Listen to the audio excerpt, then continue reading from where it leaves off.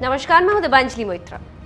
Wuhan से कोविड-19 निकलकर पूरी दुनिया में तहलका मचाए हुए और दुनिया का शक्तिशाली देश अमेरिका इस बीमारी से कराह रहा है और अब दुनिया के कई शक्तिशाली देश चीन पर आंखें तरे रहे हैं। इसके साथ ही साथ चीन भी उन देशों को धमका रहा है। इसी को देखते हुए ऑस्ट्रेलिया के प्रधानमंत्री स्कॉट मॉरिसन ने गुरुवार को कहा है कि वो चीन की धमकियों से डरने वाले नहीं हैं। ऑस्ट्रेलियाई प्रधानमंत्री मॉरिसन से गुरुवार को सवाल किया गया था कि क्या वो अपने अहम व्यापारिक साझेदार चीन से निर्यात को मिल रही चोट को सहते रहेंगे। चीन ने पिछले 2 महीनों में ऑस्ट्रेलिया को आर्थिक चोट पहुंचाने वाले कई कदम उठाए।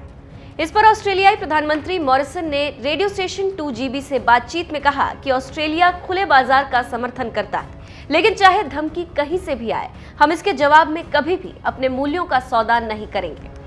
चीन ने हाल ही में ऑस्ट्रेलिया से बीफ के आयात पर बैन लगा दिया था और वहां से आने वाले जौ पर भारी भरकम टैरिफ लगा दिया था। पिछले हफ्ते चीन ने अपने पर्यटकों को भी चेतावनी जारी की थी और कहा था कि वो ऑस्ट्रेलिया जाने से बचे। चीन के अधिकारियों ने चेतावनी जारी करने के पीछे दलील दी है कि महामारी के दौरान ऑस्ट्रेलिया में एशियाई लोगों के खिलाफ नस्ली हमले बढ़ गए। मॉरिसन ने इंटरव्यू में आगे कहा कि ये बिल्कुल बकवास है, ये बहुत ही हास्यास्पद बात है और हम इसे खारिज करते हैं।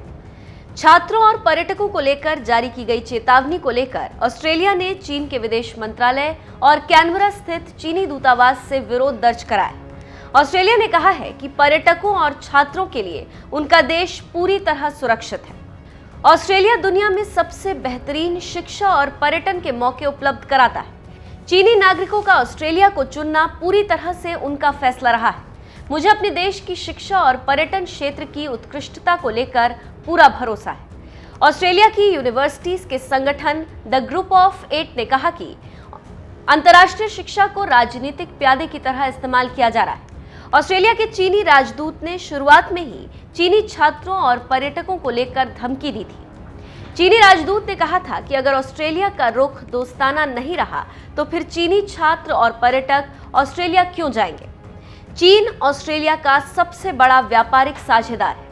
दोनों के बीच हर साल 235 अरब ऑस्ट्रेलियाई डॉलर का व्यापार होता है। दोनों देशों के बीच व्यापार ऑस्ट्रेलिया के पक्ष में झुका हुआ है, इसलिए चीन से व्यापार रुकने पर ऑस्ट्रेलिया को भारी भरकम नुकसान हो सकता है। इसी वजह से चीन अपने विरोधियों को आर्थिक तौर से डराना चाहता है और चाहता है कि उसकी गलती पर दूसरे देश या तो चुप रहें या पर्दा डालें।